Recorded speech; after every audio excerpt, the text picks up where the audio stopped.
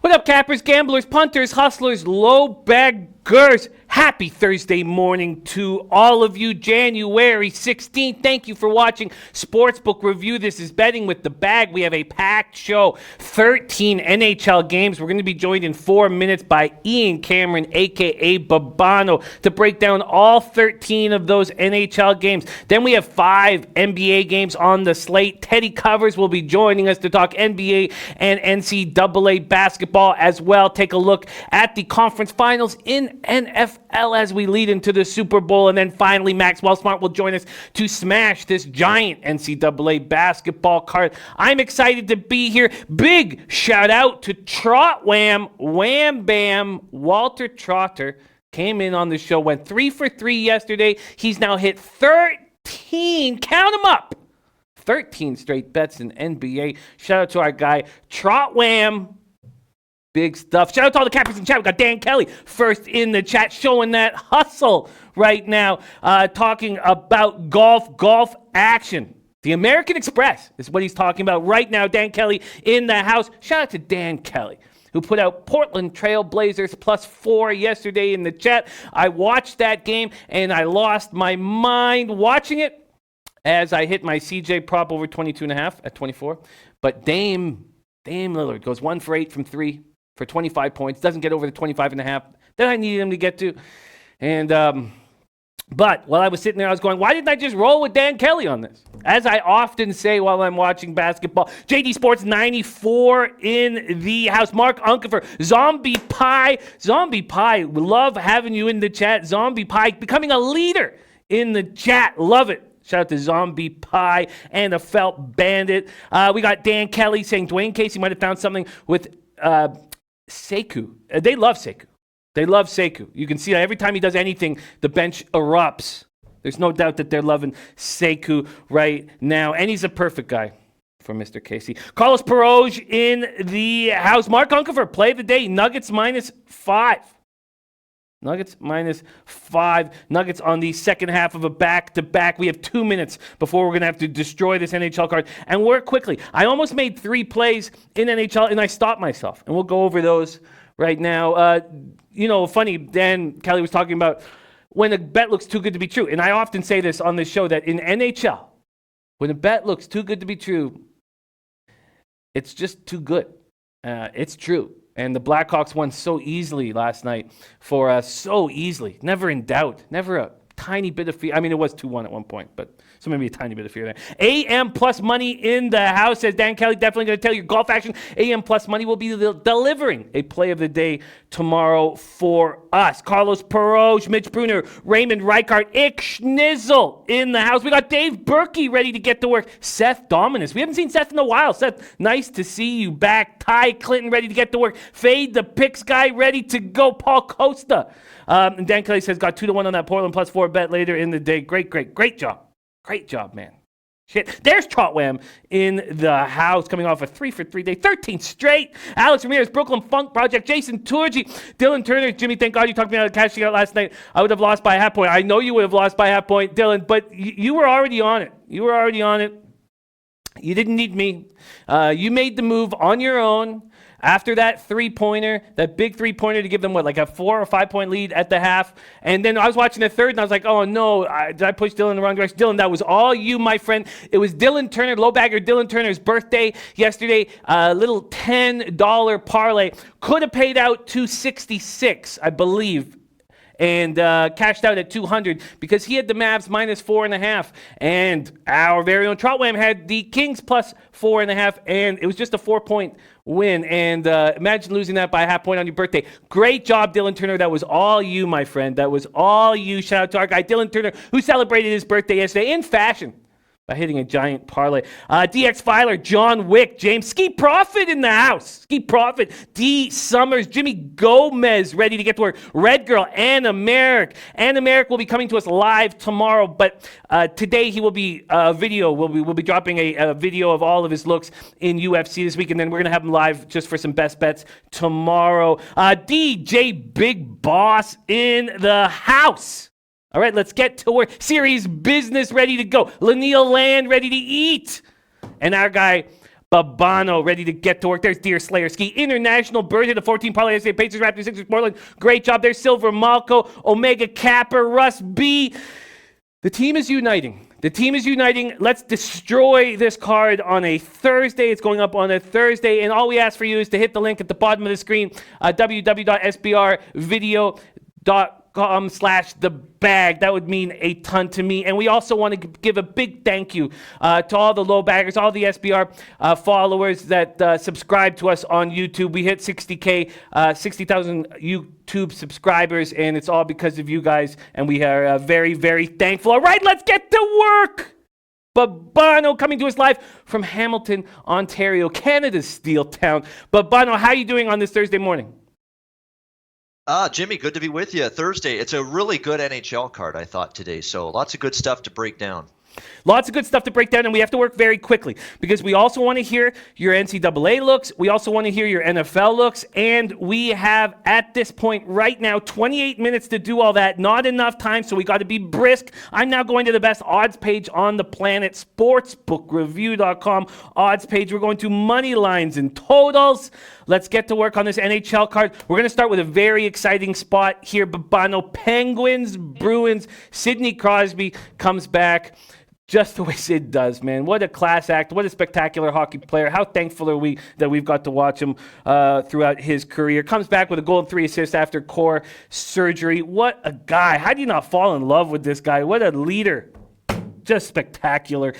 This total opened up at 6. It was juiced to the over initially, Babano. Now it's being juiced to the under. Boston opened up as big favorites at minus 140. They're now minus 122, and we have to think that's because Tuukka Rask suffered a concussion a minute in that 3-0 loss at Columbus on Tuesday. That was the first time Boston was shut out all year. It was the second half of a back-to-back. It followed that 6-5 shootout defeat in Philadelphia on Monday. Pens coming off their 4th straight win.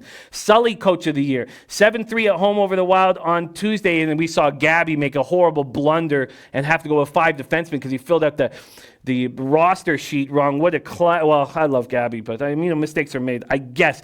Penguins, 81% penalty killing, 20% power play. Are they going to win the Met? Are they going to take money out of my pocket with that Caps look at plus 275 that looked so good a little while ago? Bruins rolling, 27.3% power play, 83% penalty killing. Yari in net for the Pens, playing so well, going up against Halak. I've not made a move on this game. Babano, take it away. Oh, we have lost Babano. Okay, sorry. I guess I was a little long-winded after I said that I was going to be going so fast. There's a Lucky Lefty Sportsman of the Year. There's Tata Booker in the house. Babano, Penguins, Bruins, take it away, my friend. Yeah, we're back, ready to go. Pittsburgh, Sidney Crosby coming back in just spectacular fashion. I mean, 4 points, was dominant every shift he was on the ice in the win against Minnesota. You're right about the Bruce Boudreau mishap. That can't happen. All right, you're a head coach in the National Hockey League. You can't make that kind of flub. You can't make that kind of mistake. And unfortunately, he did with the lineup card. You have to play now with 5 defensemen, and you have to do it in Sidney Crosby's return. Good luck with that. And, of course, they end up getting shelled for 7 goals in that game. You look at Pittsburgh, even before Crosby came back, Jimmy, this offense was in good form. They were scoring on that road trip against Colorado, Arizona, winning games down the stretch of that road trip. They shelled Vegas for a lot of goals. This is an offense that was in good form without Crosby the few games. Now with him back, it's even more of a lethal hockey team. And I said this earlier on the Play of the Day video with Adam. You know, Pittsburgh getting so excited with Crosby coming back. You can trace back to about a week and a half ago when Crosby started skating again and they knew he was on his way back. Pittsburgh started to give up more chances, more shots, and more goals right from that moment. The defense has gone down. They know that the Crosby's coming back. We're going to be fine offensively. We're going to maybe play a little bit more of a higher scoring style. We'll be fine that way with Crosby back. Pittsburgh's given up, 3 goals or more, I believe, in 4 or 5 straight games. They've gone over the total in 4 straight, and I'm looking over the total here. Pittsburgh and Boston have been head-to-head. An over series history. They're 10-2 to the over the last 12 head-to-head meetings between the Penguins and the Bruins. I think Pittsburgh will find the back of the net here. Yaroslav Halak is going to be in net. Halak has been shellacked in recent games. He's been awful. I mean, the last time he was in there against Winnipeg, he got lit up. It's been a downward trajectory for him in net. course, now he's got to play with Tuukka Rask injured. I don't like that matchup against this Pittsburgh team, the way they're flying right now. However, on the flip side, you got Boston off a shutout loss against Columbus. I like backing good teams, especially offensively capable teams, when they've been shut out in their previous game. And I mentioned it. Jari's been a little bit more suspect lately. The defensive play in front of Jari's been a little bit coming apart at the seams. They're giving up more quality chances. There's more holes. There's more breakdowns in the defensive zone lately for Pittsburgh. Minnesota could add more than 3 goals the other night, I thought. So I like this game over the total. And I'm also going to take Pittsburgh here at the plus price. Again, you can't be scared to go against Boston right now. They've had an inconsistent play. They're blowing third period leads multiple times. So for me, I'm looking at the Penguin side perspective and over the total in this game against Boston. I don't want to get in the way of the Penguins. But Boston Bruins have played 26 games at home and lost in regulation twice. And we're getting them at minus 122, minus 125.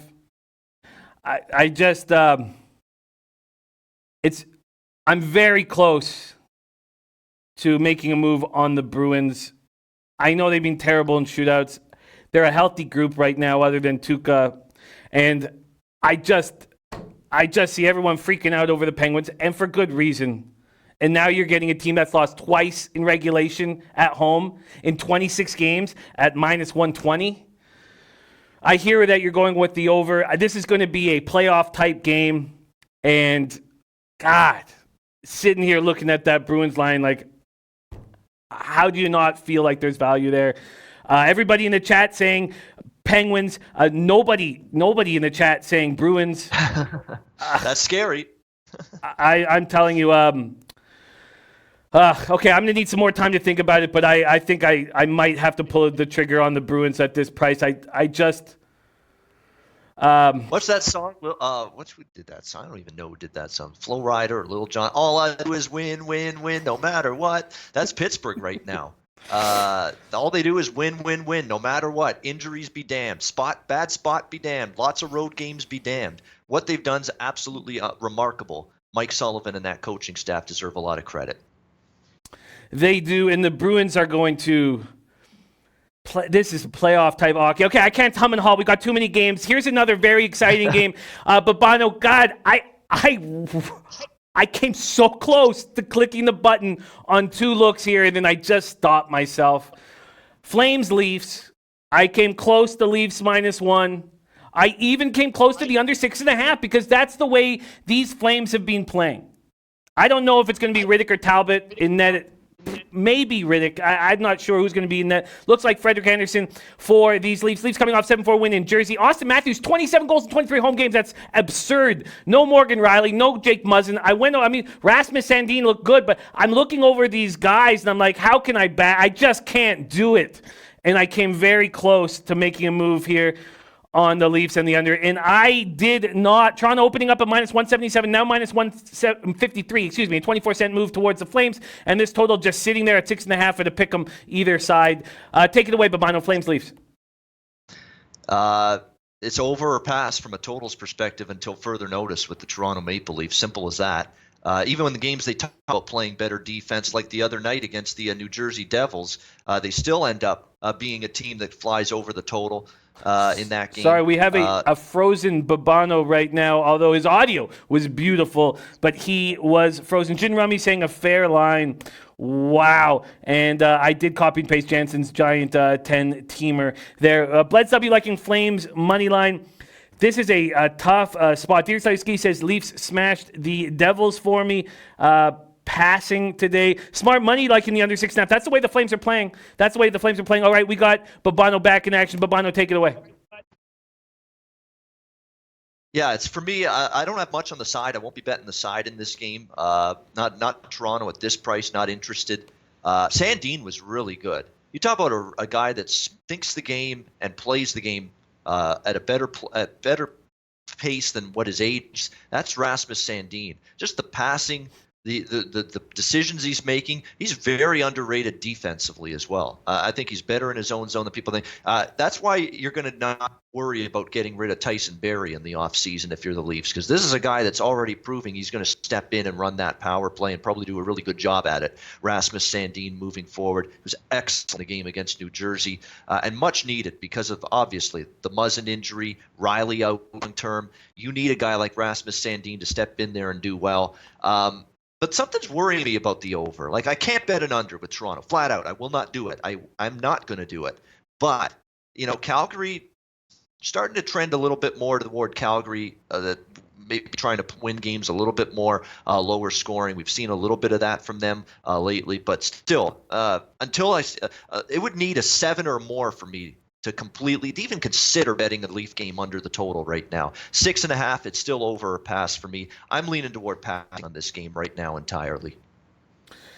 Dan Kelly saying 99% of us are just listening.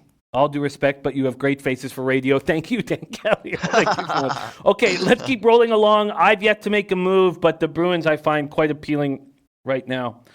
Kings, Panthers. Let's move on to this spot. Man, Babano, was there a lot of extra time that I had to spend on goaltenders on this card, and it cost me like half an hour, 45 minutes, because there's a lot of injuries and a lot of moving parts with these goalies. We got to work fast here. LA, Florida opening up at minus 187. They're now minus 174. This total at 6.5, juice to the under. It's going to be Dreiger in goal, we expect right now. Jonathan Quick will be in goal for the Kings. I don't know if you know, Babano, if Montembeault is going to get a shot here, but Chris made 43 saves against the Leafs in that wild 8-4 win, but I don't, this is a tricky spot. Kings have lost 5 of their last 6. I was impressed with what they did against Tampa. Jonathan Quick lost for the 6th time in the last 7 games. Kings, Panthers, take it away, Babano. Yeah, let's give Chris Driedger a lot of credit. He's actually been real solid for the Florida Panthers. Had some good starts for them. 5-2, .931 save percentage, was really good against Toronto. I know he gave up some goals still in that game, and you look at some of the teams he's played. He's played Tampa Bay. He's played Toronto. He's played Washington. He's played some pretty good offensive teams during this run of his.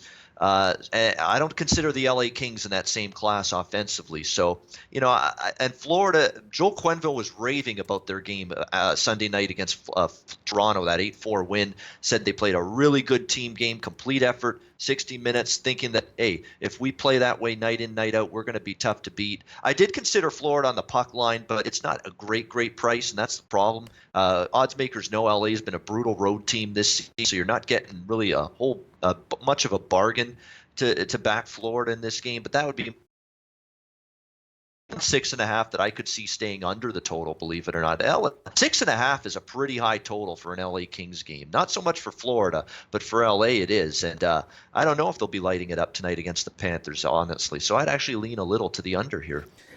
I can't take an under when these penalty killing units are so awful. Kings 75.4, Panthers 78.8. Sure, the Kings 15.5% power play may not be able to take advantage of it. Look, I'm on the Boston Bruins -1. They've lost twice in regulation in 26 games. I'm getting them a -120 and plus 191, or -122 plus 191. I'm very impressed with the Penguins. That Wild team with 5 defensemen played like garbage. Crosby, I know that Crosby's not going to get caught up and feeling good about himself, but I have to pull the trigger there. I just feel like there's too much value there. All right, let's move on to Rangers, Islanders. Here's another move I almost made, Babano. I almost took the Islanders -1. Very close to taking the Islanders -1. And then I was like, I don't know if I can do that. Rangers are playing good hockey right now. Nassau Coliseum will be rocking tonight. Rangers have been off since that fight-filled 6-1 victory, or 6-2 victory, over these Rangers at Madison Square Garden. Rangers have won 3 of 4. They're 6-5-0 since December 22nd. Islanders bounced back in a big way against the Red Wings in that 8-2 win, smashed the Red Wings. The 8 goals are the most that they'd scored since an 8-1 win in 2016, February 7th, 2016. And I've not made a move here on this spot. Rangers, Islanders, let's see what the market is telling us quickly. The Rangers are sitting, I got the point spreads. Let's hear what Babano has to say about this spot, and I'll break down the odds. Rangers, Islanders at Nassau, Babano. Yeah, I mean, the Rangers, give them credit. They beat the Islanders 6-2 the other night. Really good game. Kiev was good in net. It seems like the Rangers actually have a puncher's chance to win games and a puncher's chance to keep the opposition off the score sheet as long as it's not Henrik Lundqvist in net. You give the net to Georgiev, you give the net to Igor Shesterkin, and the Rangers probably have their best chance to win with those two guys. You hate to say that about a guy like Henrik Lundqvist, who's had a phenomenal career, but that's the situation right now. These two younger goalies have been their better goalies this season. So give the Rangers credit. Islanders obviously bounced back strong. They just absolutely smashed Detroit after losing to the Rangers the previous night. And certainly revenge situation for the Islanders here. I could only look Islanders. I like these little short turnaround revenge situations, especially when it's a good team involved.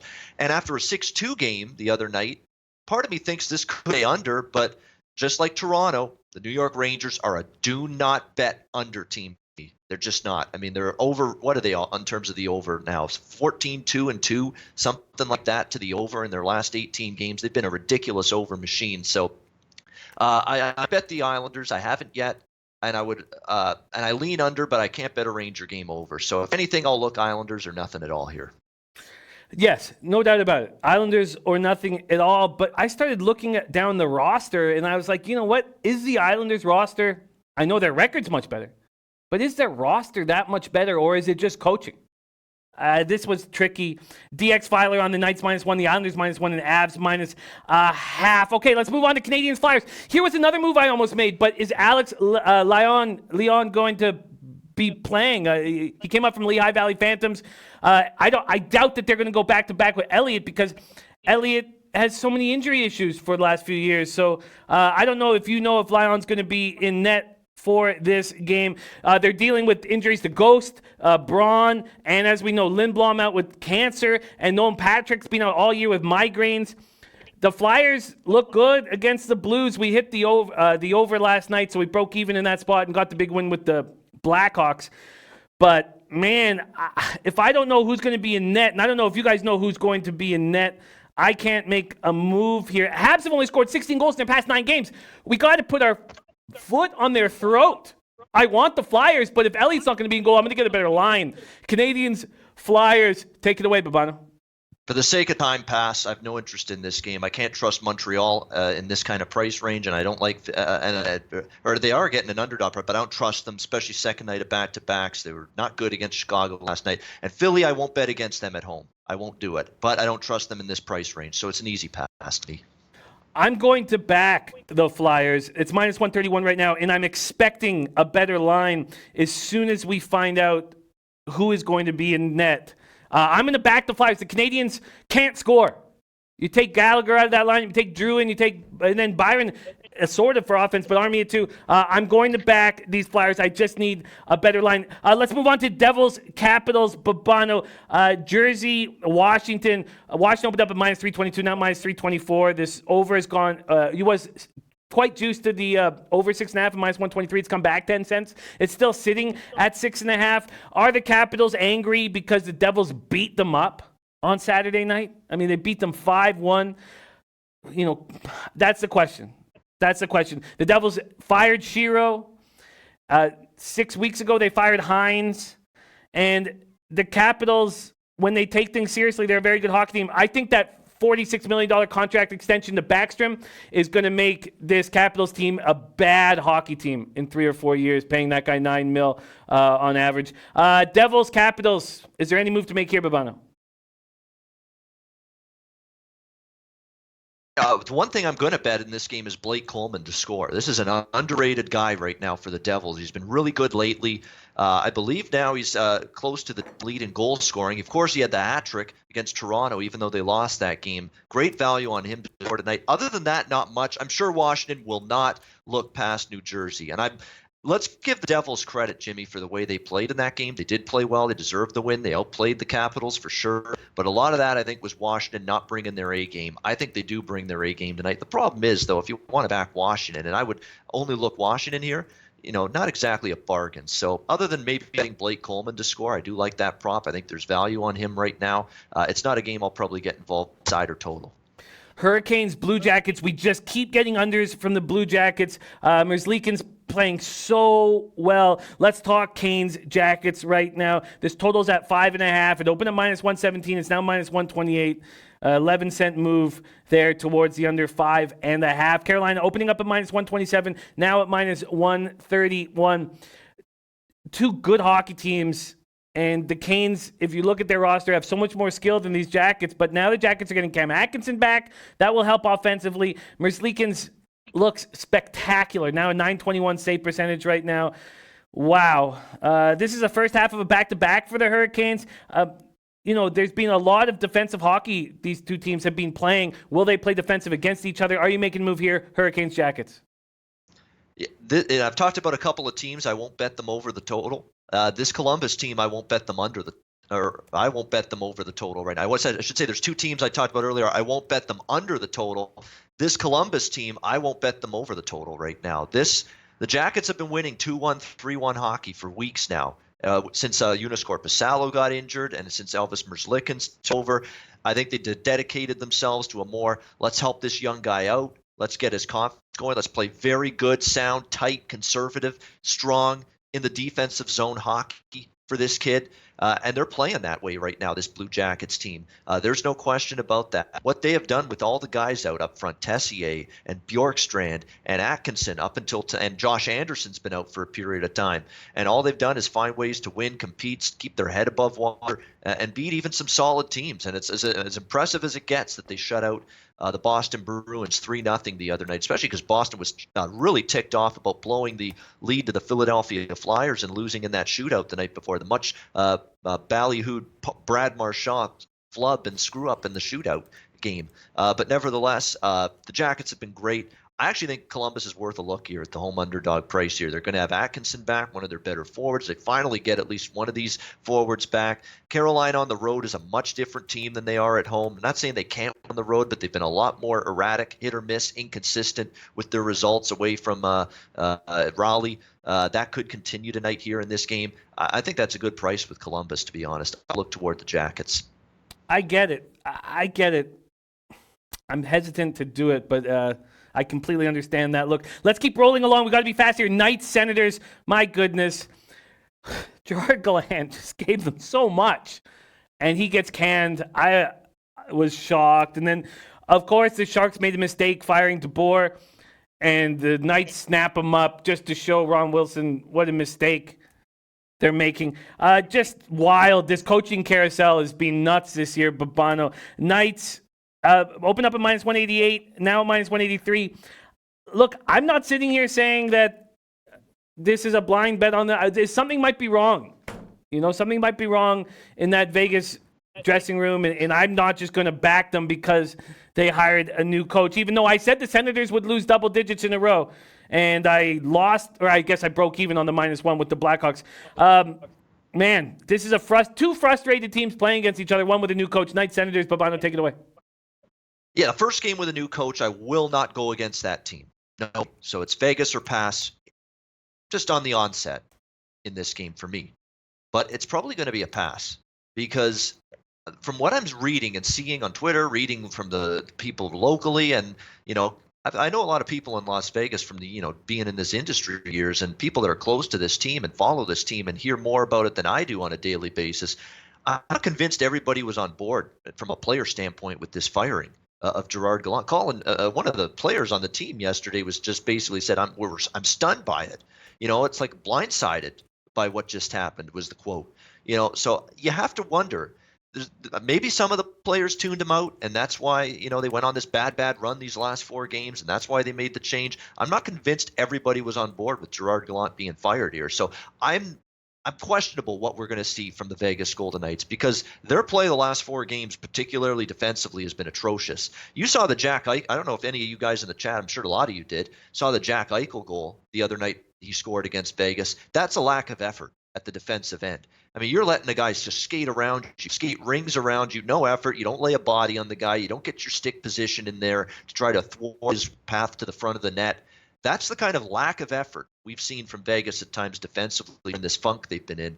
Maybe Peter DeBoer fixes that. We'll see. He is a guy that's had success. Took Jersey to the Stanley Cup final. Took San Jose to the Stanley Cup final. We know he's a good coach, but you replaced a good coach already, in my opinion. And to me, Gerard Gallant deserved more time. I ranted and raved about this a ton yesterday. I'm not going to go into that again, but I thought it was just too quick of a trigger for a guy that just took this team to the Stanley Cup final 2 years ago. Nevertheless, in this game, first game with the new coach, I only backed the team that made the coaching change or pass. But I'm not rushing to lay a price with Vegas. Money line, reg line, puck line, doesn't matter.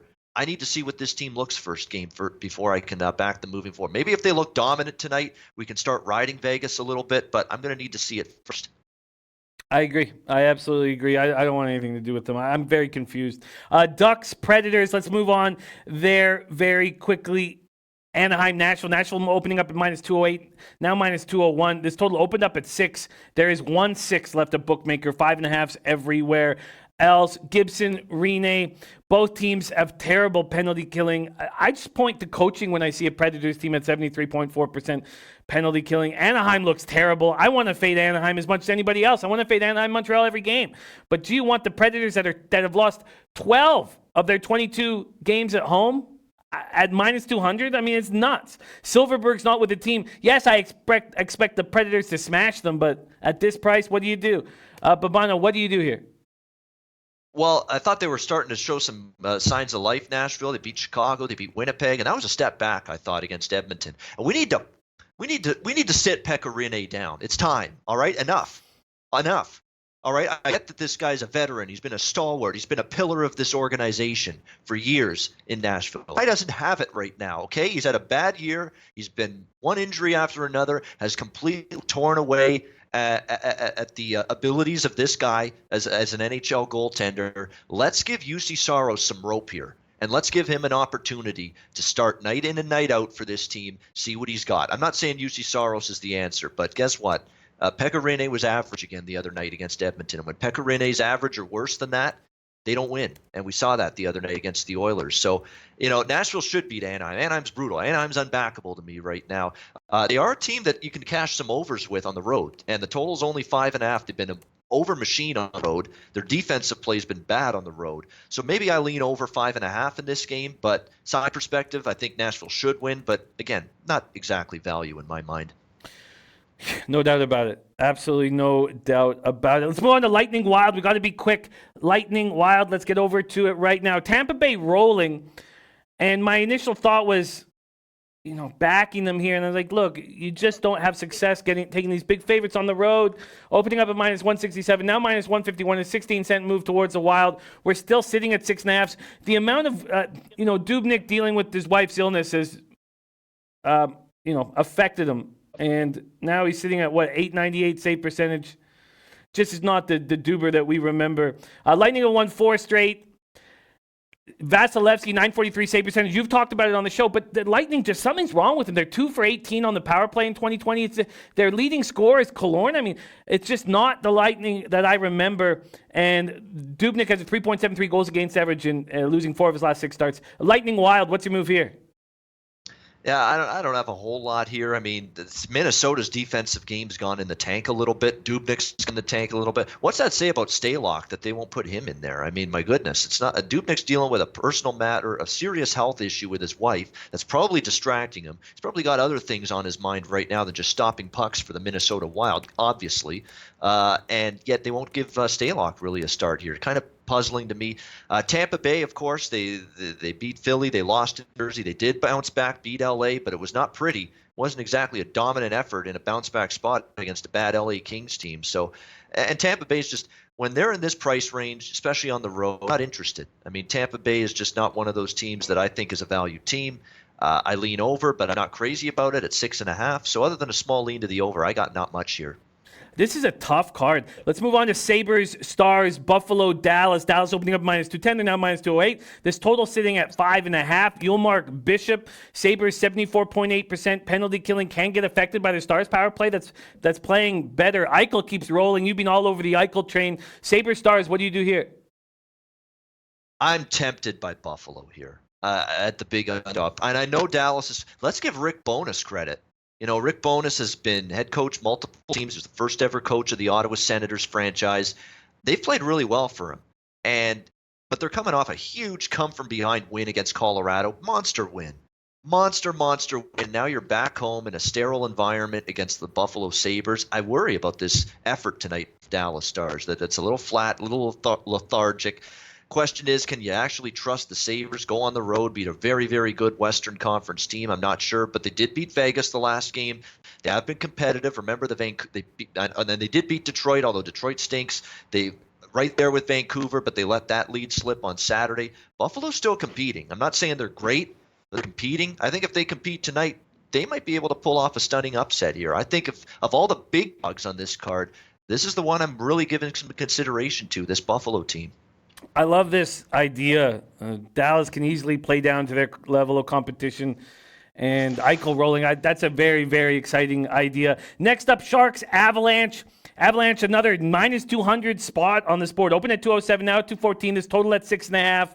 Sharks, Avalanche, Dell, Grubauer. Avalanche have now lost 4 in a row. After that OT loss at Dallas on Tuesday, 3-6-3 over their last 12. Still without Donskoy.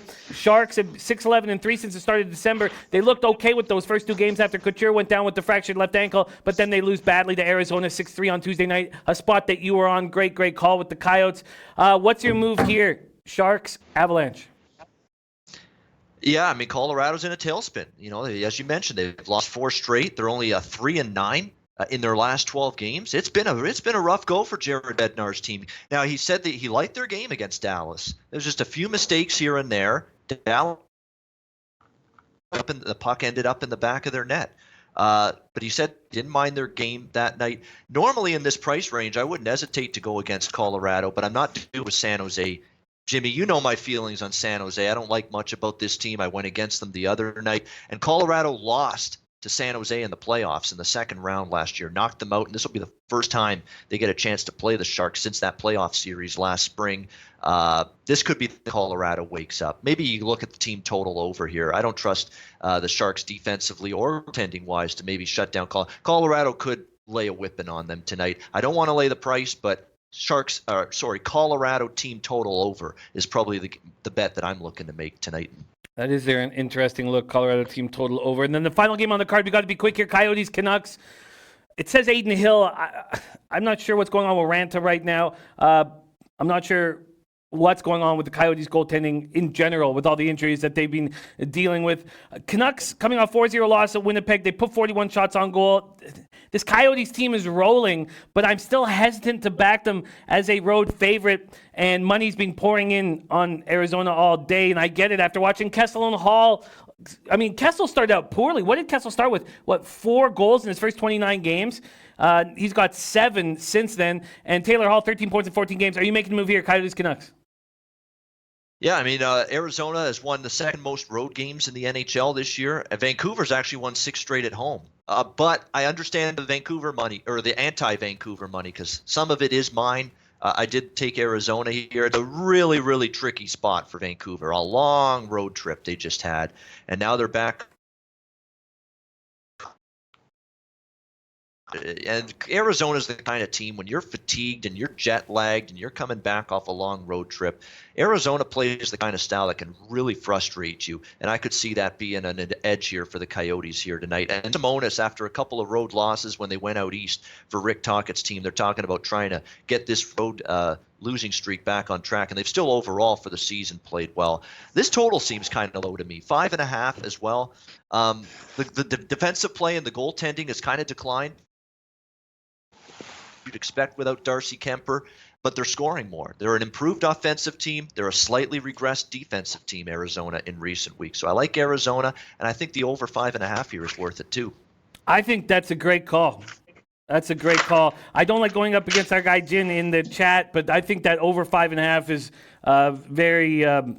I'm surprised there's not a 6, and I guess because it was the last game on the card after breaking down 13 that I didn't notice it. I'm going to jump on that over. I think that's a great call. Babano, we got to move on. Did you make any moves on this giant NCAA basketball card? Sorry you don't have time to break them down, but if we know what you're on, it'll give us food for thought when we talk with Teddy and with Max. So far, Cincinnati, Memphis. I bet Cincinnati there plus the points against Memphis. I don't buy Memphis. They're an overrated team. The more I see them, the more I think it's a paper tiger. No pun intended. Cincinnati to me plus the points. Cincinnati's played well head-to-head against Memphis. They're playing their best basketball right now for John Brannon after a bit of bumps in the road. Cincinnati plus the points into the over in that game as well. I'm looking at Belmont Eastern Kentucky and the OVC over the total. Both of these teams have been trending over the total. Both play up-tempo. Both play fast. Both are great offensively. Belmont's coach is the former Lipscomb coach who played fast-tempo basketball there. So I think you see points in that game. And I'm tempted by Utah plus 13 against Arizona. Arizona in that Pac-12 game because I think Arizona's a little bit not quite as good as their non-conference slate suggests. They got back-to-back losses against Oregon and Oregon State last week. Now, Utah lost back-to-back games too, but those were to Oregon and Colorado, two very good teams. So both teams, I think, are going to get after it tonight. But I think it's a lot of points to lay. You're going to give Larry Kraskowiak and that Utah team double digits. I'm always interested. They were a double-digit dog one other time this year, and they won that game outright against Kentucky, Utah. So I think Utah is definitely leaning hard, though, toward the Utes. I love it. Thank you for sharing that with us. Follow this man on Twitter, @Babano. Great work, Babano. Could you quickly review your action? I'm only on the Bruins -1 at a big plus score. I'm on the over 5.5 in Coyotes Canucks, and I will take the Flyers as soon as they announce their AHL goaltender and I get a better line. Pittsburgh. Plus price against Boston. Pittsburgh, Boston over 6. I'm on that. I'm on Columbus, plus 115 against Carolina. I'm looking at, I already mentioned Blake Coleman to score for New Jersey. I like that. I'm leaning Islanders. Haven't pulled the trigger yet on that.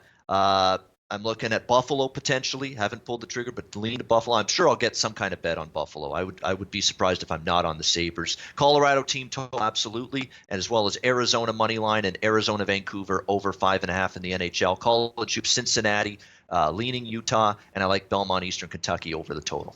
Absolutely love it, Babano. Thank you so much for joining us. We go right from Babano in Hamilton, Ontario, Canada, to Teddy Covers in Las Vegas, Nevada. Teddy, thank you so much for your patience. Sorry, we had 13 NHL games to go through, and thank you for being so cool and cash. Teddy Covers, how are you doing on this Thursday morning? Well, I had better nights than last night, I'll tell you what. I stunk up the joint last night a little bit, so I'm not in a great mood on a Thursday morning. All that said, hey, listen, this show is what it is, buddy. I'll wait as long as you need me. It's all good. You know, there's 13 NHL games. Go through them. I know that the audience wants that. I know the low baggers are looking for that. So it's all good, man. I'm patient. I love it. Thank you, Teddy. Yeah, I was a half point from breaking even in NBA last night. I couldn't believe Lillard couldn't get me that point. 1 point, Yep. 1 for 8 from 3, and I just needed the Rockets to come close in that game, and they weren't doing it. But CJ kept rolling. Jokic did nothing, and but let's break down this NBA card. Let's have a bounce back night in NBA. We didn't pop up either the NHL or the NBA records, and I apologize for that. The transparency is so important to us here.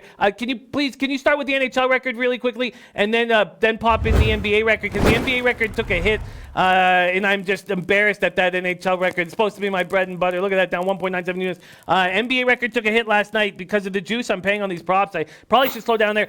Teddy, let's move to Suns Knicks. Let's start right there in the association. Phoenix, New York. This total opened up at 225. It's now at 226, 226.5, or even 227. The Suns opened up at -3, which is where they stand. Bovada hanging a -3.5. Knicks 6-13 at home. The Suns 5-12 in their last 17 games, but that starts with the 8-game losing streak. So they're 5-4 since that 8-game losing streak, but they lost to Atlanta. They don't look good. Devin Booker is doing whatever he wants, and seems like nobody else is. He got the boot with a tech at 1:35 left in that loss at Atlanta. They're playing without Ricky Rubio. Akobo doing very little. Went scoreless in 22 minutes, backing him up. He's never shown the promise that we thought he might be able to show. Sure, the Knicks are 7-12 and Mike Miller, but man, 6 losses in their last 7. Just that one crazy win over Miami. Other than that, they look awful. Elfrid Payton losing his cool. These are two bad teams losing their cool. Teddy Covers, is there a move to make here, Suns Knicks? It really is a fascinating game. for a matchup of two likely lottery-bound squads. There's a lot of nuance for this one. And you talked about what happened to Phoenix and Atlanta. And they'd won back-to-back games prior to the loss against the Hawks. And the Hawks, it was a complete meltdown in the second half of that ball game. And that can and will happen with the Phoenix Suns on the road. They're playing without it looks like Rubio is going to play tonight, but they're without Kelly Oubre. And I'm telling you, when you talk about impact players that don't mean anything to the point spread, Kelly Oubre is one of those guys for Phoenix. He's been instant offense for them. And he's actually brought a little bit on the defensive end as well, which is something the Suns don't do on a night-in, night-out basis. The Knicks have certainly played better since Fizdale's been fired. There's no question. But the consistency hasn't been there. It's one game yes, one game no, 2 games no. Maybe they show up for a fourth quarter here. You're not getting 48 minutes of quality basketball of the Knicks on any given night. And I wouldn't bet on them coming up with 48 minutes of quality basketball tonight. But they are very capable of putting together runs like they had in the second half, really the fourth quarter, against Miami over the weekend, where they hung 41 on the Heat and then took them out of the game and emerged victorious in that contest. So from a betting standpoint, I'm not doing anything. There's 5 games, and I got opinions. I have bettable opinions, I think, on 3 of them. This isn't one of them. Does Booker keep rolling? Our guy Viper NB's been hammering these Booker props every single game. And, man, look at these last games. So he's hit 8 out of his last 10. So you take out that 12-point performance against Charlotte, and man, we have 39 points. There's a 24 there against Orlando, but then 34, 40, 38, 32, 33, 32, 34, and he's going to be in Madison Square Garden tonight. The player prop is at 29.5. Do you think that that's an easy spot? Booker goes for 30 in MSG? That's high. That's a high number. I love the concept, and if I had to play it, I could only play the over because. And you're right about the venue. Nobody cares when they go into Charlotte about, I'm playing in some basketball arena that matters. Madison Square Garden tends to bring out the best in opposing players for whatever reason. It's done that for a long time. It's a hollowed venue. And a guy like Booker just might, go for 40 tonight. Wouldn't surprise me at all. But 29.5, there's not a lot of leeway there. As you found out with Lillard last night, when you need that one last bucket and you don't get it, and it depends on how the game flow is. I'm not going to talk you out of it, but it's not a bet I would make myself.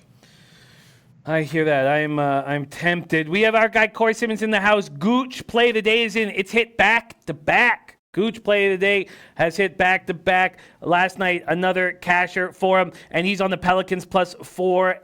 Arshad Asami leaning towards the Knicks plus 3. Okay, let's continue with this NBA card. Next stop, Celtics Bucks. What a win for the Pistons last night. And shout out to those of you who were on it. Let's see what we're dealing with here. Boston, Milwaukee. Milwaukee opening up at -9. Now we have a 9.5. So we have 10s at Heritage and Bookmaker. This total opened up at 223, and Pinnacle's moved that all the way up to 225.5, while Bookmaker is still sitting at 224. Bucks pace last 5 first in the NBA. Celtics pace last 5 16th. Celtics lost 116-103 last night. Hayward goes for 25. Brown goes for 24, but Brown had his hand wrapped after the game. He sprained his thumb. Tatum missed the game against the Pistons. He's supposedly going to be in the lineup after dealing with he's got a sore right knee. He's supposedly going to be in the lineup. Bucks beat up on the Knicks on Tuesday. Wesley Matthews was the only starter to play more than 22 minutes. The Bucks have 6 losses on the season. One came at the hands of Boston, 116-105 back in October 30th. I'm not sure if that will be in the Bucks' memory, but they know this is a team they may have to beat to get to the NBA Finals. Celtics, Bucks. Teddy Covers, you making the move here? I saw a couple of quotes that made me think that Milwaukee hasn't forgotten about what happened back in October. They led by 20 in that game at Boston, and the Celtics ended up winning and covering and winning by doubles. So there's nothing official, but when you read between the lines of some of those quotes, Milwaukee's interested. And I'm telling you, I watched the Pistons beat up on Boston last night. That Celtics team is gassed right now. They are. We talked about the scheduling spot. They've like 8 games in 15 days and now a back-to-back. And I was really surprised that Brad Stevens didn't pull the plug on last night's game earlier than he did. He kept his starters out there long after I thought the game was over. They made a little run to make it close, and then the Pistons made a run. It was back up to 13 or 15. I'm like, Stevens, pull the starters, because I wanted to see for tonight. No, they were still on the floor. 4 of the 5 guys played 32 plus minutes last night. And at the end of this scheduling stretch, facing a Bucks team on the second of back-to-backs, facing a Bucks team that remembers, yeah, I put a little Milwaukee -9 in my pocket this morning. And frankly, and I did it. Look, I don't know if Brown or Tatum's going to play tonight. There's a reasonable chance that Brad Stevens sits both guys, in which case this line's going to go through the roof and my 9's going to look really good. But at 9, I thought what happened to Boston last night was fully understandable. We talked about it a little bit on the show yesterday. Spot-wise, and I just didn't trust Detroit to do anything. I don't trust Boston tonight one iota. Bucks or pass, and like I said, I put Bucks in my pocket. So it's not a Bucks or pass. It's a Bucks. On Friday, we smashed the card, and on Friday, these Bucks, they were playing the Kings, I believe. Yeah, at Sacramento, and they were an angry group, like they may be facing Boston here. And I doubled up. You went full game. I doubled up on first quarter, first half, and they cashed with just such ease. It feels, yes, I will grab that for you, Anthony. Ski Profit agreeing with the Bucks. It feels like a spot where they're just going to beat up on the Celtics, early and often. Early and often. Look at Cash Action Bets saying Moneyline Celtics. Wow, Cash Action Bets. It just feels like that spot. Bleds W liking Bucks first half. I've already saw a Bucks first quarter from Mr. Rizzo, and I'm going to go right back to that well here. So I'm going to double up early just for a smashing here for these Bucks. I'm getting -3 at -115. That's the best spot on the board. That's available at Bet365. First quarter, -3 at -115. And then I'm also going to take them first half for just a smashing, just like on Friday. That worked out so well. And I'm getting -5.5 at -110 for the first half. First half -5.5 at -110. There we go. Okay, let's keep rolling along here. I wonder if I should take full game 2 and just take it all around the board here. It just feels that way. I may jump on that as well and maybe just take a tiny bit off of the unit price if I'm going to triple up here. Ninja Chris making a huge bet on the Bucks here. Focus on your bets. Our guy Corey Simmons saying Bucks win but do not cover. They have Brooklyn on deck and leaning towards Boston 9.5. Maybe they play everybody under 22 minutes just like they had been doing. Okay, let's move on to Jazz Pelicans. And Bloods W saying Bucks first half best spot on the card.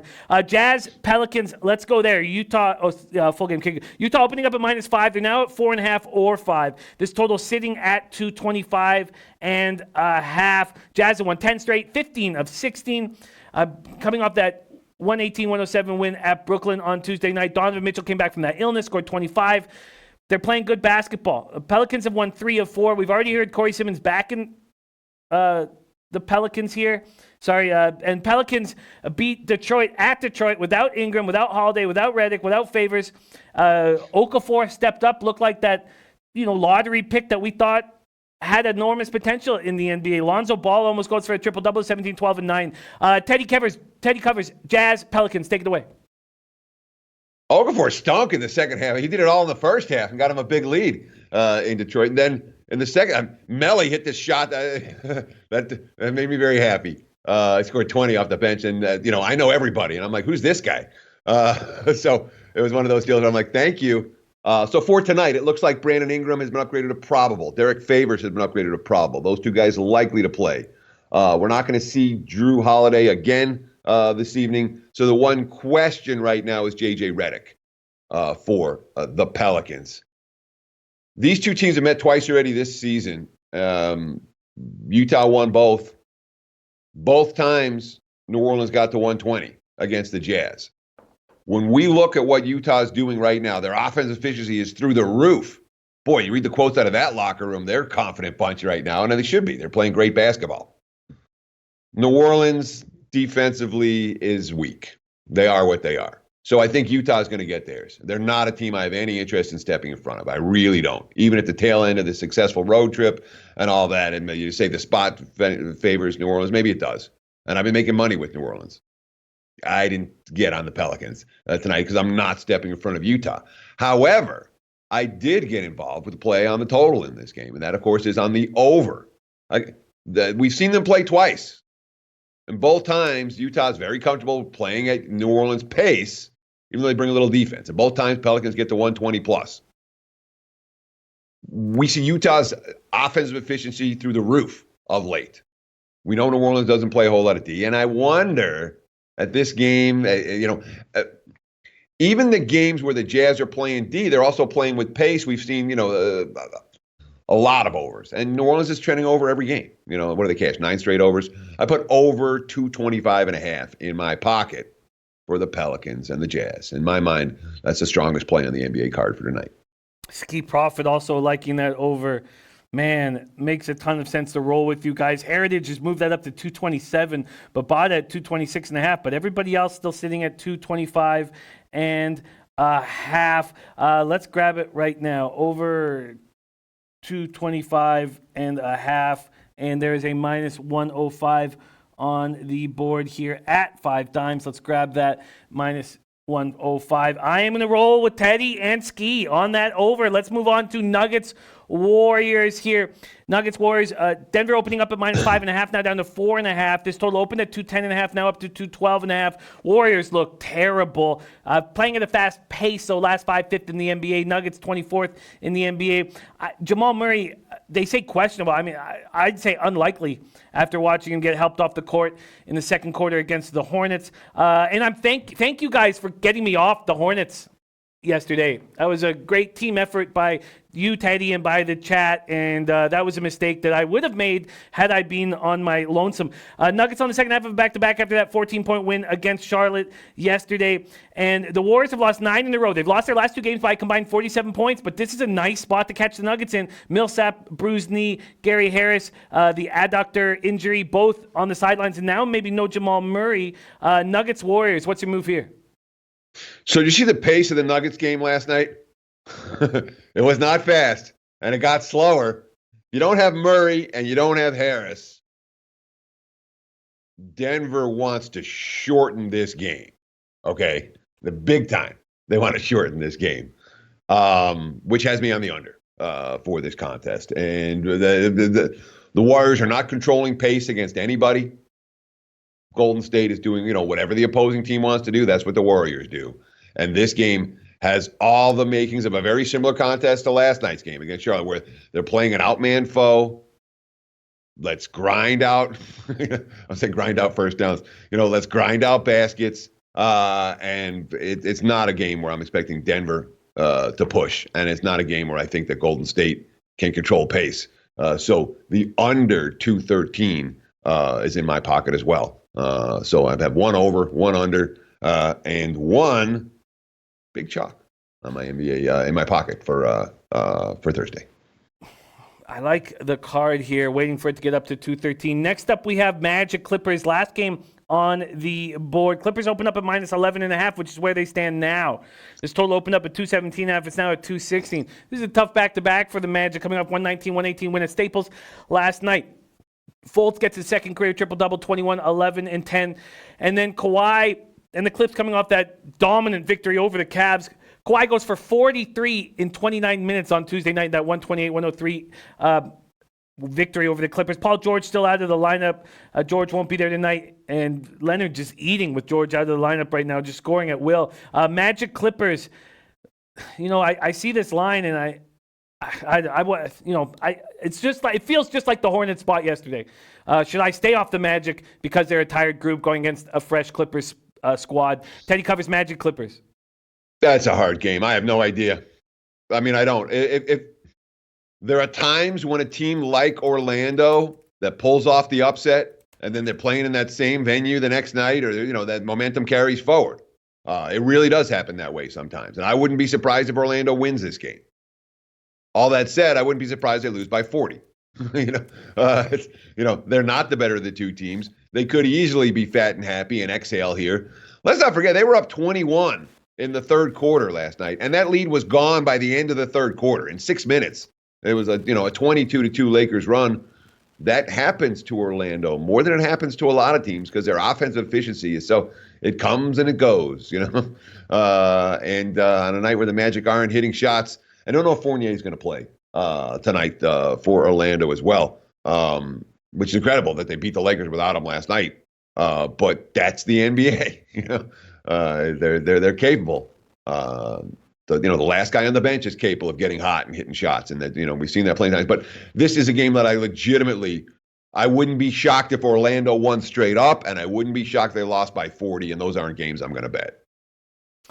I hear that. I absolutely hear that. There you have the NBA card. 3 looks for Teddy. At this point, I'm just on Bucks first quarter -3, first half -5.5, the over 225.5 on Jazz Pelicans. Those are my only looks on this NBA card.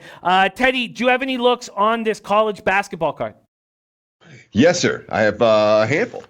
And I made a pretty substantial bet today on BYU -14.5. That's betting number 670 against the San Diego Toreros. BYU is going to be without their leading scorer, and they have Gonzaga on deck. And the markets are reacting to that. And they're giving us a really cheap price for a really good team against an opponent with a glass chin. And here's the kicker. San Diego State knocked them out of the Mountain West tournament, or the West Coast tournament last year, and they blew them out. And BYU to a man is talking about it. I think it's an annihilation spot. BYU first half, BYU game. San Diego is not competing with that team. That's a weak Torero squad, and they've already shown the glass chin. So I laid with BYU. I also bet against the market move in this game as well. 672. I took Idaho State +2.5 against Weber State. Weber State can't be laying on the road. They can't be. And that's a 4-point move for them. If I'm wrong, I'm wrong. But at 2.5, I'm like, I can't leave this. So I got Idaho State plus in my pocket. And I laid 9 with New Mexico State on the road. I want them every road game right now in conference. That's betting number 679 against Utah Valley State. A competitive series in recent years. I'm not convinced it's going to be the case this season. I laid it with the Aggies. They're a road team, bet them on the road team for me. So that's 3 that I'm involved with in college hoops for tonight. I love it. New Mexico State, Idaho State, and BYU. Did you double up on BYU first half as well, or do you just think that is a move that makes sense? I doubled up as a full game wager on BYU. Okay. I haven't played anything first half yet, but it makes sense to me. I feel like I should have something on the first half as well. Okay, beautiful. Thank you, Teddy, so much for joining us, hammering this NBA card with me. Thank you so much. Do you mind reviewing your NBA plays one more time for us? Yeah, absolutely. I made 3 bets in the NBA for tonight. I got Milwaukee -9 in pocket. I have Utah and New Orleans over 225.5 in pocket. I've got Denver and Golden State under 213 in pocket. So 1 favorite, 1 over, 1 under. I love it. Teddy, thank you so much for joining us. Follow this man on Twitter at Teddy_covers. We have Teddy tomorrow. So tomorrow we'll get to focus on the conference finals in NFL. So join us for that. Teddy, thank you so much for joining us, my friend. Have a big bounce back Thursday and can't wait to roll with you tomorrow morning. Thank you so much, Jimmy. And it's worth noting for the NFL, I've yet to make a bet on this week's NFL card. So the fact that we haven't talked about it is not, you guys haven't missed anything. It's not a week where I'm loading up. There's nothing jumping off the table at me in the NFL. It's let's see if we can find something. And so far I haven't. So good luck tonight, low baggers. Kick some ass out there. Make some money. We'll talk to you tomorrow. Love Thanks, it, Teddy. Jimmy. Thank you so much. We go right from Teddy to our man Maxwell Smart in the house. Rafa, can you please roll the intro? It wasn't until 2018 that the diamond in the rough went from hooligan to king of the world. The guy couldn't play for shit, dog. He was awful. But can he cap? Yes, he can. Maxwell, back-to-back nice nights for you. Congratulations. How are you doing on this Thursday morning? I'm doing good, Jim. It's big card, a lot of spots.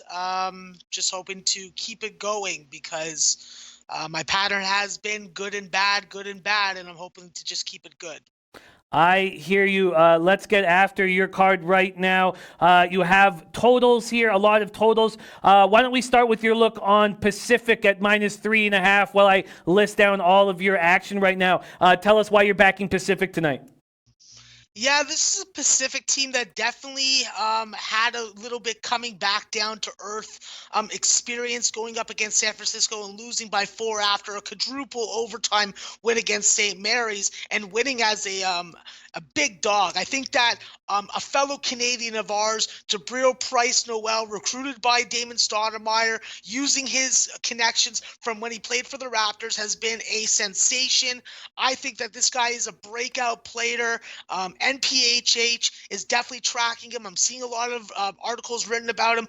I think that he's going to be key tonight offensively. I think that Pacific going into Portland, there are weapons on Portland, but this Pacific team is playing some of the best defense in the West Coast Conference. They hold their opponents to just 39% from the floor shooting. I think that when it comes to rebounding, this is where they have a big advantage, and that's with James Hampshire. The 7-footer gets in the lane. He is good for an alley-oop. He gets second chance buckets. I think he's going to play a big trip, and of course Shahil Tripp. The Brooklyn native, he's been guiding Pacific most of the season this year, leading the team in points, and I think tonight they rebound from that San Francisco loss and really take a Portland team that matchup-wise and by my numbers heavily favor Pacific. So at 3.5, it was a must bet, and I do see that it went up to 5 already. Nice look there. Yes, 5s across the board now with Pacific against Portland. Quickly, Max, what do you think of Teddy being so bullish with BYU against San Diego tonight? It's not a spot that I'm really too heavy on. I think that San Diego can be a little stingy with guys like with guys like Braun Hartfield. I think that BYU definitely can win the game. I think that my numbers didn't really have a significant edge, so I didn't really pay too much attention to it. Yeah, I can't really give a proper analysis on it. Sorry. No problem at all. Just very curious because he is very bullish on that spot. Your next look, you have 2 sides and then 5 totals that you've already tweeted out, and you must follow Max on Twitter at Maxwell Smart 420. Your next side, and only of the 2, and then we'll see what your additions are, is USC Upstate at +8.5. There's so many games on this card. Let me see if I can get it by going like this. Jim, do you need the number? I can give it to you. Yes, please. 043044 on the SBR odds page. Okay, thank you for that. And while I'm pulling it up here, could you break down why you are on it? All right, so this is a USC Upstate team that's been playing some really good basketball, been cashing tickets for you. They're coming off a really nice win against Hampton that I was on the wrong side of. Watched that game, got a good impression of what we're getting out of conference play. This is a new team to the Big South Conference. This is I believe that there's only I think it's the first or second meeting that they're going to actually go up against Radford. And with this USC Upstate team, you want to spot me 8.5 points. It's something that there's value in. I think that the number definitely is giving a little bit too much respect to Radford. I agree that Travis Field Jr. and Carlick Jones are a great combination from an offensive scoring perspective, but I do worry about how they're going to deal with down low. I think that Tommy Bruner has really emerged as a complementary scorer to Everett Hammond, and I think that USC Upstate may not necessarily win this game. I do think that they stay within 8.5 points. My numbers really liked it, and as soon as I was able to bet it, I bet it. USC Upstate, and that's popping off at 6 o'clock Eastern, an hour before the rest of the games pop off. Max, there's a game popping off in 51 minutes. Lipscomb, NJIT. You know both these teams very well. NJIT opening up at -3, all the way down to 1.5 at Bookmaker and Bovada. Have you made a move on this game that pops off in under an hour? Yeah, it actually, I believe it just popped off 9 minutes ago. Oh, shit, okay. It was a noon start. Yeah, it was a noon start Eastern. I was on NGIT small, full game. My numbers like Lipscomb first half, and I didn't play anything on the total. Okay, next up we have an early one, another early one, Army Holy Cross, that's popping off this afternoon. Army opening up at -1, now -3, the total at 143. Did you make a move on Army Holy Cross? Yeah, I'm on it two ways. I'm on Army first half and full game. I think that they win this game wire to wire. The numbers really give them an advantage when it comes to rebounding.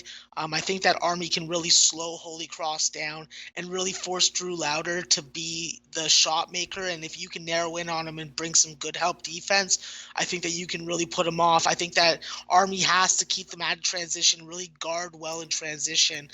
And also, make sure that you're getting to the free throw line. Slow down Holy Cross like that. Run deliberate half-court offense. Swing the ball from side to side. I think Army's going to get their looks. I think Matt Wilson and Tommy Funk are experienced enough to take care of business today against Holy Cross. Did you want to make Army official? Yeah, I'll make first half and full game official. First half and full game. I'm going to get you the best lines there right now. And the only other game that pops off before 7 o'clock is the High Point UNC Asheville. Sorry to drop these games on you, but curious, are you making a move on the other early game? Yeah, I'm on the over in the High Point UNC Asheville game. I got 144. It's a spot where I think that High Point definitely has been a little more offensively efficient.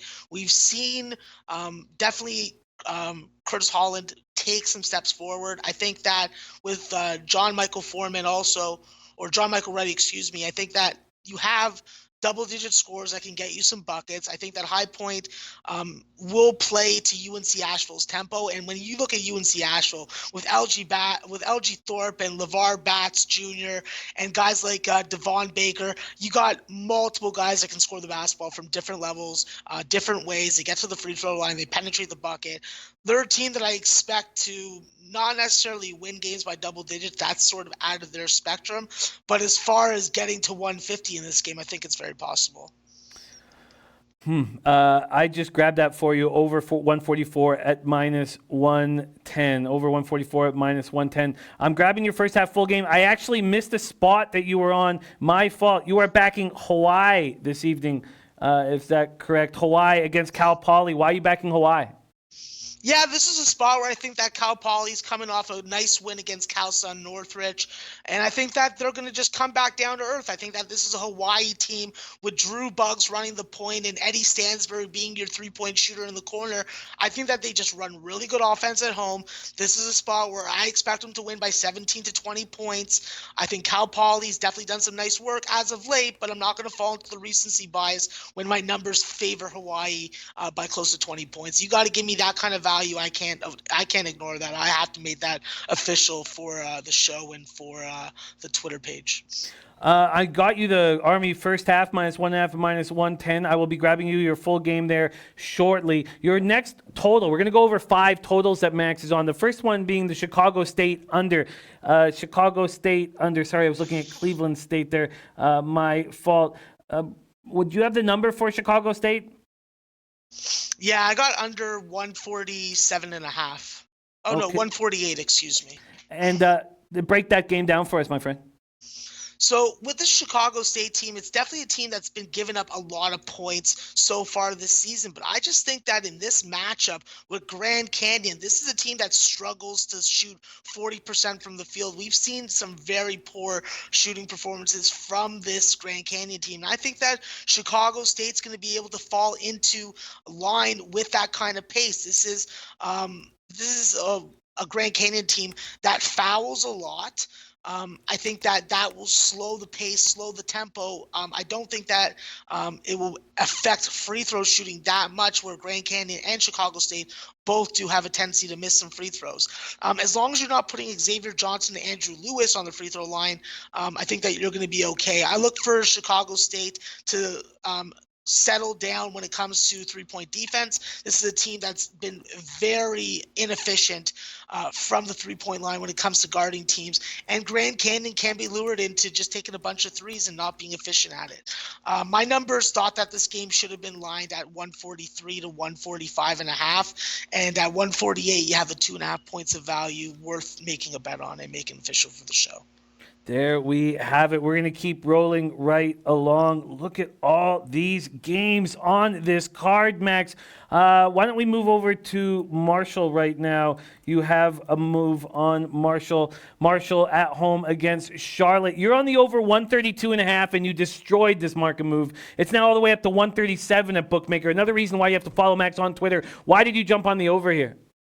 Yeah, this was just a really low number in my opinion. My numbers really liked it when I was going over the overnight totals, and it was a spot where I think that you're misjudging the quality of offense that Charlotte can produce. I think that with Jameer Young, this is the guy that's going to be able to really pressure ball handlers, create steals, and get out into transition and score quick buckets.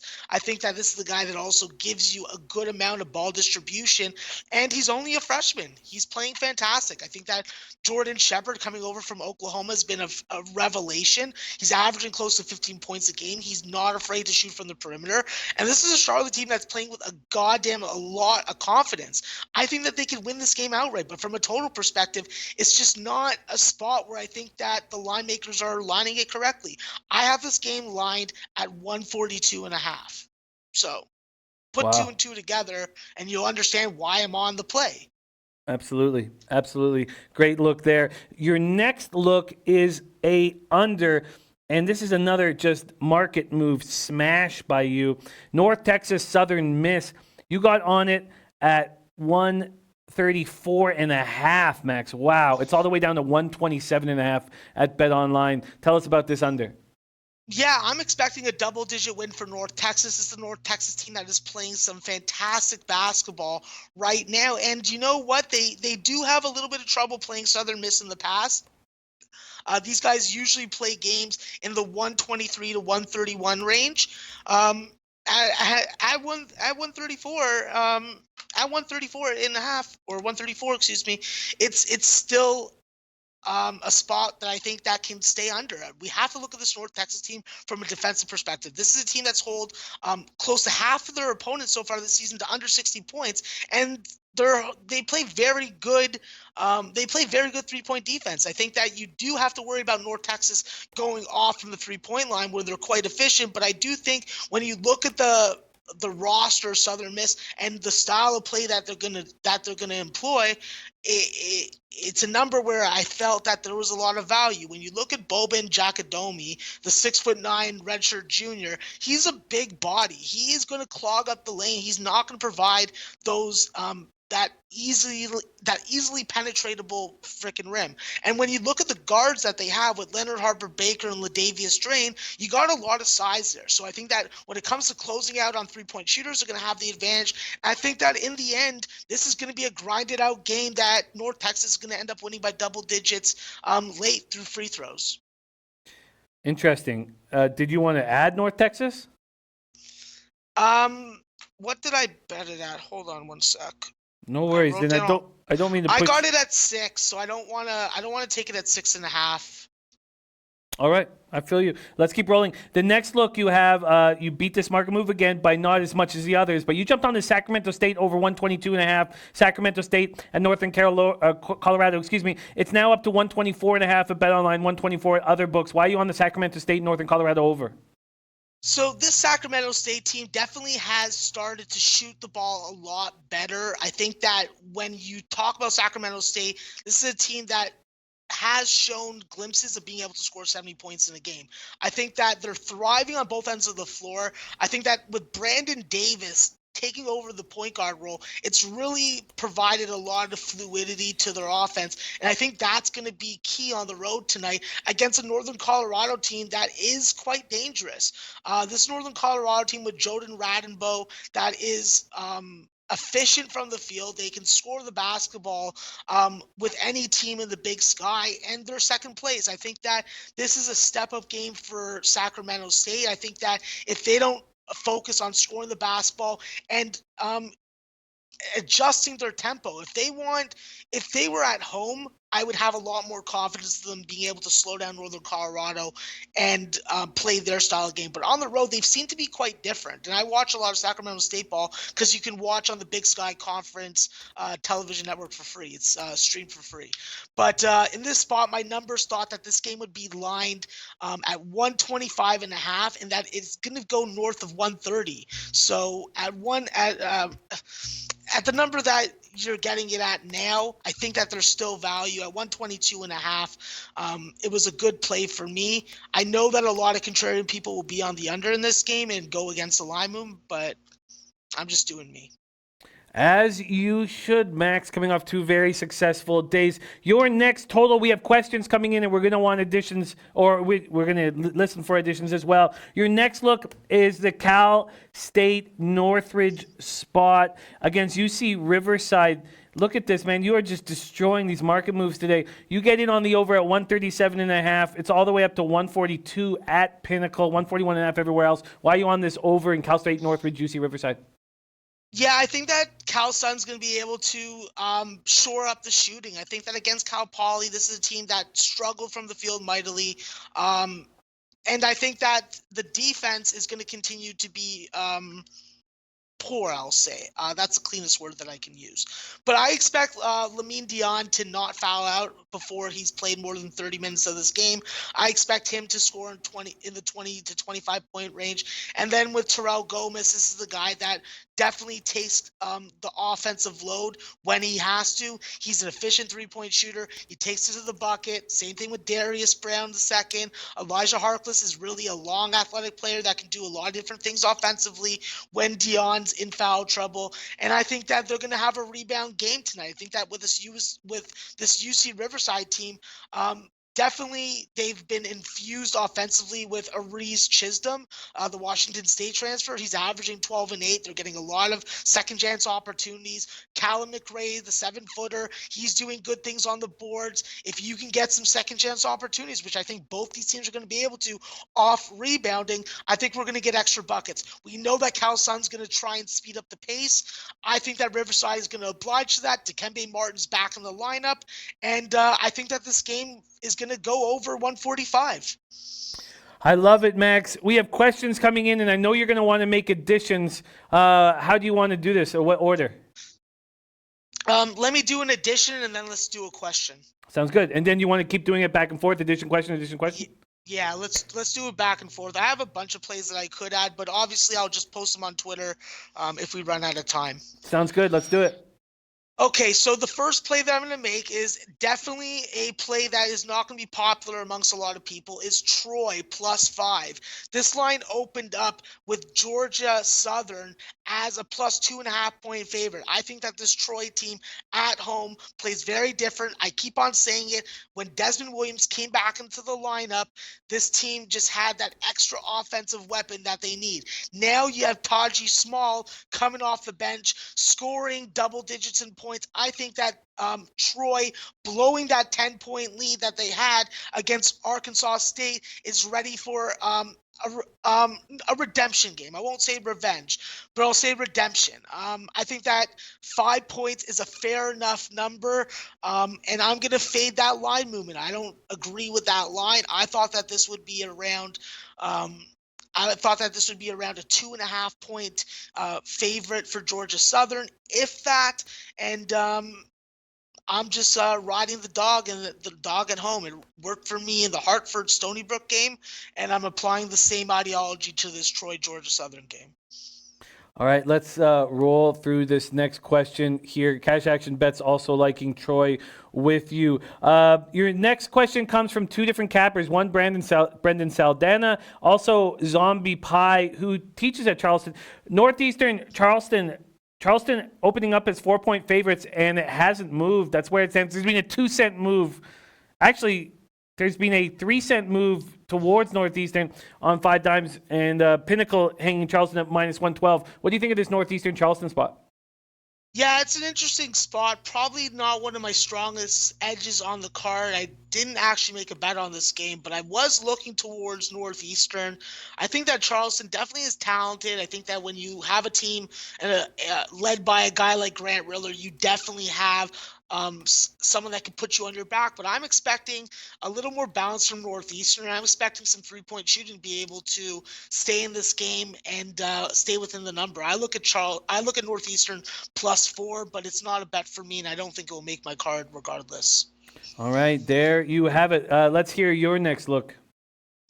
Yeah, my next look is going to be one of the teams that I've definitely been favoring, and I think that I have a little bit of a sports betting crush on them, and that is the UMKC Kansas City Roos. I think that the Roos, this is a team that's just very impressive in my mind. This is a team that's playing really good home basketball at the Sweeney Center. I think with Jashir Harnett, this is a guy that's been able to come off the bench and really hit some big shots when they need him.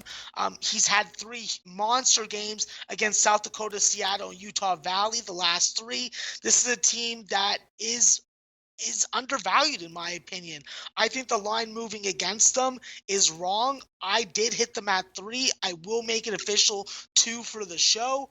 I think with Jordan Giles and Javon White up front, with Brandon McKissick and Marvin Nesbitt Jr., you have solid front court play. You have guards that have experience, that can make shots.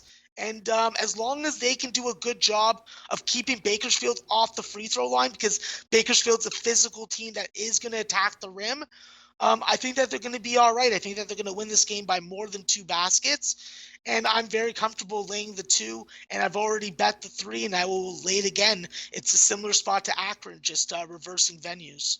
-2 at -102 is what you're getting. We have plays of the day coming in. Matt Randall, Taint play of the day, is on that very game. He's on the over 130.5. Max, what do you think of the total there? Yep, that's the play that I'm on. I'm a little worried about it because I only have this game lined at 133.5. But I do think that UMKC does find a tendency to play a little bit closer games than they would like when they have to pull away. I think that it's a smart play. It's a good number, and you still have at least 2.5 points of value. I like it. I like it, Max. Shout out to Xavier Wayne joining us. We got Dennis Legendary. We got Stu Boo in the house. Damon Santori, Danny Roca, Roman Peddle giving us his action as well. North Colorado -7, Colorado -2. In NBA's on the Nuggets -5 and the Abs -1.5, as well as Oregon -10.5, Belmont -19, Murray State -7.5, and then in Utah Jazz -4, and then the Capitals on the puck line. Let's keep rolling, Max. The next question is on a total. It comes from Brendan Saldana wanting to know about the Quinnipiac Manhattan total sitting at 132. He's thinking about going over that number. Do you think he should? Yeah, this is a spot that I would look towards the over as well. I think that with Quinnipiac and guys like Rich Kelly and Jacob Bergoni, you have guys that are going to penetrate the bucket. They're going to shoot threes. They're going to try and push the tempo. And what have we seen from Manhattan the last couple games? Well, they've been playing some very up-tempo basketball. I think that when you have the services of Takai Green, it definitely makes me like the over more in this game. And I agree with it. I think that I think that's a good spot, and better, and more importantly, it's a good number. I like it. I like it. All right, let's keep rolling, Max. What's another play you want to add on? Yeah, another play that I wanted to add on is going to the Summit League. You know, I am a big believer in the offensive explosion and explosiveness of Oral Roberts, and I'm going to take them tonight. This is a spot where I've already bet them at -9. The line has moved against me, but I just am not a believer right now in Kobe Webster and company being able to deal with the physicality of Kevin O'Banner and Nakawizi up front. And then with Burns and Sam Kearns in the backcourt, I'm waiting for Sam Kearns to rediscover his three-point shot. I think I say that every time I talk about Oral Roberts, but I still have hope. And my numbers like Oral Roberts by 12 to 14 points in this game. So at 8 points, I'll take it. I'll make it official for the show. And I'll hopefully be seeing some money come into my account at about 9:45, 10 o'clock Eastern time. Oral Roberts -8 at -105. The next question comes in from our very own DJ Big Boss. Says, can you ask Max about a look on UC Davis Long Beach State? Let's get to that game right now. UC Davis, Long Beach State. It opened as a pick'em. Long Beach is now 1 point favorite, and this total's dropped from 141.5 all the way down to 138. The Pinnacle 139 everywhere else. Actually, that's not true. Intertop's still at 138 as well. UC Davis, Long Beach State for Big Boss. Max? Yeah, I'm definitely looking at Long Beach State for DJ Big Boss in that matchup. I think that when you have when you have definitely good perimeter players, I think that it really is going to give UC Davis a problem in this particular matchup. I think with UC Davis, you have to put that Joe Mooney 3-point shot winning bucket out of your head and realize that they haven't really done a good job in this type of point range. I think that when you look at Long Beach State, this is a team that has some capable scorers in Colin Slater, Michael Carter III, and Chance Hunter. I think that with Chance Hunter, that's probably the most important piece in this game. At 6'6", he has really good size. He has really good athleticism. And I think that if he's taken to the bucket and getting to the free throw line, that's going to benefit Long Beach State. I think Long Beach State wins this game by a couple buckets. I don't really know why the line opened favoring UC Davis. I just don't see UC Davis being able to score enough points with Long Beach State. I'd be looking at Long Beach, and that's the only way I'd be looking at it. All right. What's the next edition for you, Max? Excuse me, Jim. The next edition for me is going to be one of my favorite mid-major schools, and that is going to be Presbyterian. I'm going to be taking Presbyterian +5. This is a spot where I think that Presbyterian, from a defensive perspective, is going to be able to have their way with Longwood. I think that Longwood plays with a lot of depth. I'm just not really sold on their efficiency. They are coming off a couple nice performances, but I think that in this spot, Presbyterian definitely has the value for my numbers, and that's why I think that at +5, there's definitely a lot of value. I have not bet this game yet. I do think that the line's going to go up more, but I will make the +5 official for the show right now. I love it. Adding Presbyterian, The next question is from our guy, Farshad Hassami. Greg Capper says, can you ask Max about the ASU game? Farshad is leaning towards ASU at +2. I believe that is still available. What do you think of Arizona State here up against 20th ranked Colorado? Yeah, I don't have a feel or edge on this game. It's really a coin flip for me, so I passed on it. Sorry about that, Farshad. No problem, a pass there. And okay, let's keep rolling. What's another addition for you? Yeah, this is going to be an interesting game. Definitely two teams that have both been benefiting my bankroll in Winthrop and Hampton, but I'm going to be taking the road dog in Winthrop. I know it's a spot where they could actually lose this game. My numbers actually don't favor Winthrop that much, but I do have a model that I'm using for Winthrop, and I think that this is a spot where they win by double digits. I think that with Hunter Hale and Josh Ferguson and DJ Burns and company, you have multiple lines that you can throw out. You have multiple guys that can do good things together. There's a lot of good on-court chemistry and continuity, and I think that with this Hampton team, yes, Merrow is back. Jermaine Merrow's back. He's a really good ball distributor. He's a scorer. He's a pure scorer. And Ben Stanley's really emerged when he was absent. Now you really have a two-headed monster. But I just think that in this game, Winthrop's going to be able to play Hampton's style of play, hit a lot of threes. Hopefully free throws don't come into play. And I expect Winthrop to win this game and cover for the 7.5. So it's not one of my strongest plays, but it's strong enough I'm going to make official for the show, Jim. All right, Max, we are running out of time. I wish you had more time, but give us another play or two before we get into the play of the day. Only if you want to. What? No pressure.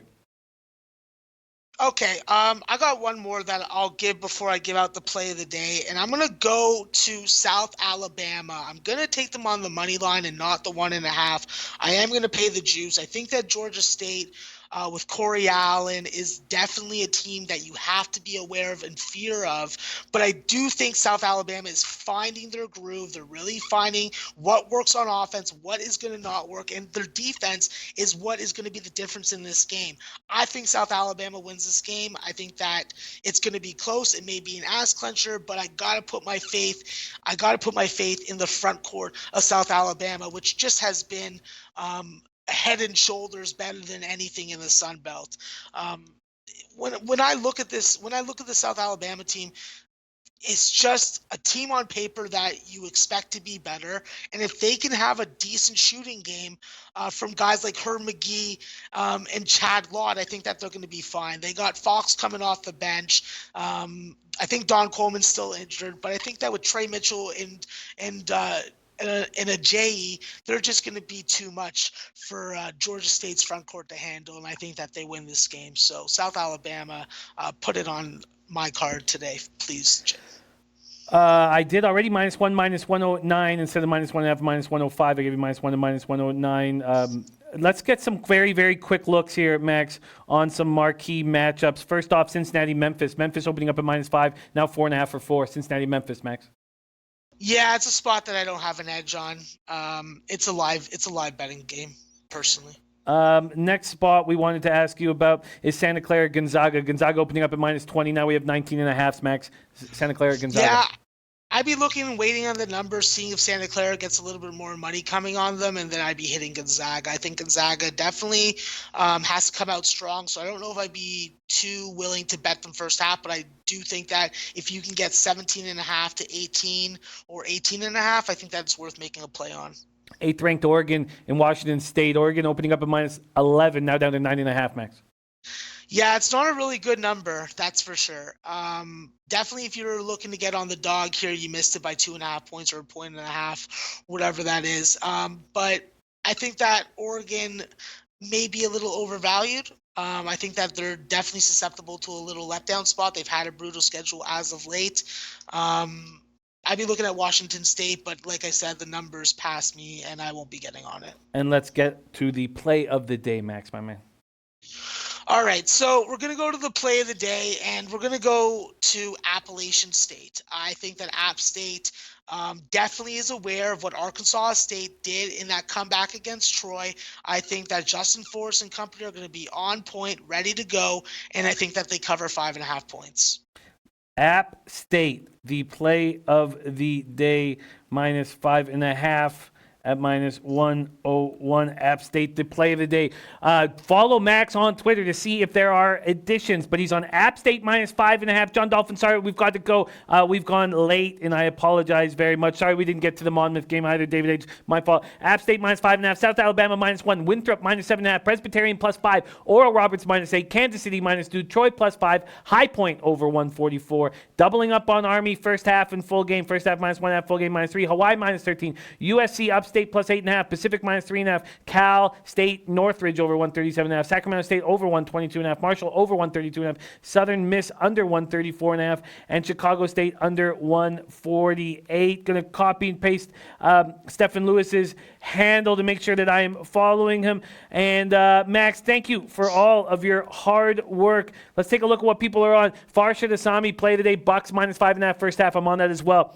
He's also on the Knicks over 226 and New Orleans over 225.5. I'm on that as well. The taint play of the day is UMKC Bakersfield over 130.5. That is the taint play of the day. The Gooch play of the day from Focus on Your Bets. He's hit 2 straight of these. New Orleans Pelicans +4.5. Teddy's on New Mexico State -9. Idaho State +2.5. And doubling up on BYU -14.5. Doubling up on a full game bet -14.5. But Bono jumped on the Belmont over, Cincinnati plus the points, and the over in that Cincinnati-Memphis game. That is Babano's action. All right, Mark Unkefer's play of the day, Nuggets -5 right now. And I thought I copied and pasted the Seaman Sipper play today from Jansen Bonson is a Marshall -5. Jansen, Marshall -5. Jansen came second in the Beat the Prick contest last year. Great capper out of Toronto. I'm on Bruins -1.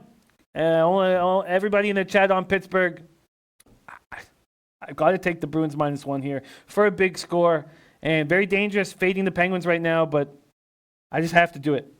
The Leafs -1 under 6.5, I didn't pull the trigger on, so those are off. I only have 3 plays right now in NHL, but I still have some interest in that Calgary Flames under. I am going to take the Flyers -1 as soon as they announce their goaltending because I think I'm going to get a better number.